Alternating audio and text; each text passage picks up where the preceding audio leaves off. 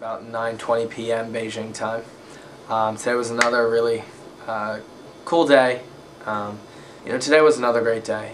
We started off, we went back to Beijing Central Academy. We went to their art museum. They had a special international event going on, so it was really cool to see all that stuff. The whole event was focused around posters. I mean, it was a huge deal, it was pretty cool to see how much they really appreciate art in this country. For something as posters at this big international event. It was really cool, definitely an experience. We interviewed the director of the museum. He, like many of the other artists, they have a separate place that is just their studio. It's not their home, it's not where they live, it's strictly a studio, which is really cool. It was in this little art village. It was called UK Art Center, which is really cool because every single room there was this pretty decently large complex, and it was just all art studios. After that, we went out for another 5-star lunch, which, I mean, I never thought I would have the opportunity to go to a 5-star restaurant, yet alone pretty much every night we've gone to something 5-star. Thank God I like the food because I don't want to offend any of them, so if they buy me something, I feel kind of obliged to eat it.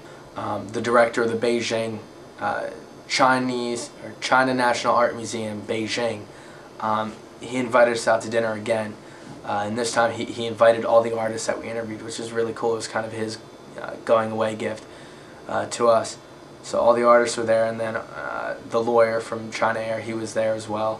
But then on top of that, the head of the China National Art Museum for the entire country, he was there. So that was definitely an experience at the dinner tonight. It was really cool because they called me their friend, which is really weird because in China the student professor relationship is a lot different than the States. The student is kind of does everything for the professor, drives them around, makes them tea, that kind of stuff. So for them to call me a friend, it was a really weird feeling and a huge honor.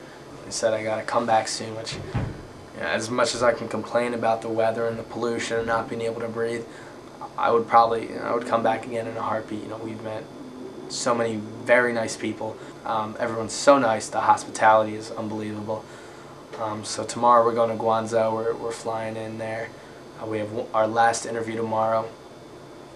So it's almost time to go back to the States, which is a little depressing. So time for me to get a shower, finish packing, and go to bed. So good night.